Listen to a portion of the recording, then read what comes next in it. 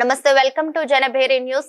Liquor scam లో ఎలాంటి సంబంధం లేని చంద్రగిరి మాజీ ఎమ్మెల్యే చెవిరెడ్డి భాస్కర్ రెడ్డిపై తప్పుడు కేసులు బనాయించి పోలీసులు విజయవాడకు తరలించారని వైఎస్ఆర్ కాంగ్రెస్ పార్టీ నాయకులు ఆరోపించారు. కూటమి ప్రభుత్వం రాష్ట్రంలో రెడ్ బుక్ రాజ్యాంగం అమలు చేస్తున్నారని మండిపడ్డారు.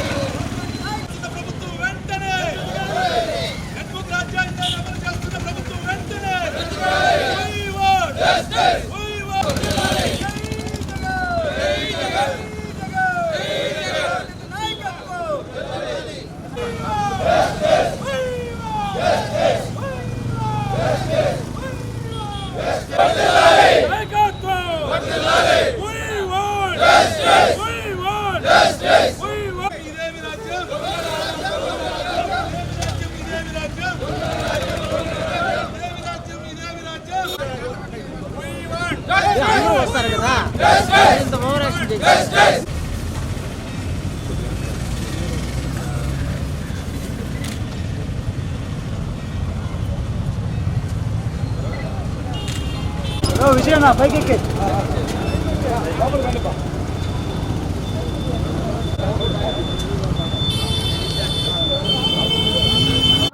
ఈరోజు చంద్రగిరి మాజీ శాసనసభ్యులు డాక్టర్ చెవిరెడ్డి భాస్కర్ గారిని ఈ లిక్కర్ కేసులో నెల రోజుల తర్వాత ఈరోజు అక్రమంగా దౌర్జన్యంగా దారుణంగా చెవిరెడ్డి భాస్కర్ గారిని అనదొక్కాలని ఈ కూటమి ప్రభుత్వం ఒక దారుణమైన ఆలోచనతో, ఒక దుర్మార్గమైన ఆలోచనతో ఈరోజు భాస్కర్ గారిని అనవసరంగా తప్పుడు కేసులు నమోదు చేసి ఈరోజు విజయవాడ తీసుకెళ్ళడం జరిగింది. మేము ఒకటే డిమాండ్ చేస్తున్నాం ఈ కూటమి ప్రభుత్వాన్ని,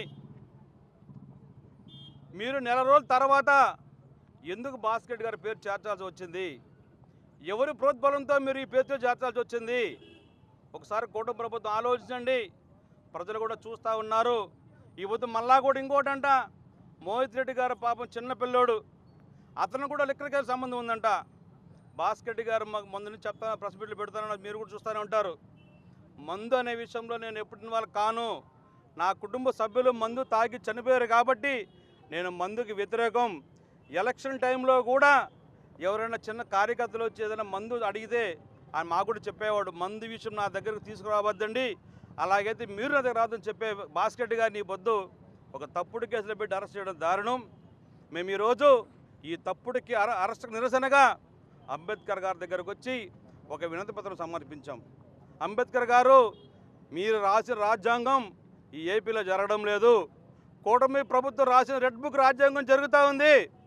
దయవుంచి అంబేద్కర్ గారు మళ్ళా పుట్టాలి, పుట్టి ఈ రాష్ట్రాన్ని ఈ రెడ్ బుక్ రాజ్యాంగాన్ని మార్చాలని అంబేద్కర్ కోరుతూ ఆయనకి ఒక వినతి పత్రం సమర్పించడం జరిగింది. మేము ఒకటే అడుగుతున్నాం, కూటమి ప్రభుత్వం మళ్ళా కూడా ప్రభుత్వాలు శాశ్వతం కాదు, రాజకీయాలు శాశ్వతం కాదు. రాజకీయాలు మారుతూ ఉంటాయి, అధికారులు మారుతూ ఉంటారు. మేము ఈ ద్వారా ప్రభుత్వ ఉద్యోగులను హెచ్చరిస్తూ ఉన్నాం, రిక్వెస్ట్ చేస్తూ ఉన్నాం, దయ ఉంచి కూడా మీరు ప్రభుత్వాల మాట విని తప్పుడు కేసులు పెట్టద్దండి. మీకు కూడా బిడ్డలున్నారు, మీకు భార్య బిడ్డలు కుటుంబాలు ఉన్నాయి, మీకు మనశ్శాస్త్రి ఉంటుంది. భాస్కర్ గారిపై తప్పుడు కేసులు మీకు కూడా తెలుసు, అయినా కూడా రాజకీయాలు ఒత్తిళ్లకు తలొగ్గి మీరు తప్పుడు కేసులు పెడుతున్నారు. ఒక్కసారి మీరు కూడా ఆలోచించుకోండి. మీ జీవితాల పన్నంగా పెట్టి తప్పుడు కేసులు కానీ పెడితే రాబోయే రోజుల్లో ఈ కేసులు మీరు కూడా జవాబు చెప్పాల్సి వస్తుంది ఈ కోర్టులలో. మీరు అత్యంత సన్నిహితులుగా ఉంటారు కదా చెవిరెడ్డి గారికి, అసలు కొలంబోకి వెళ్ళాలనే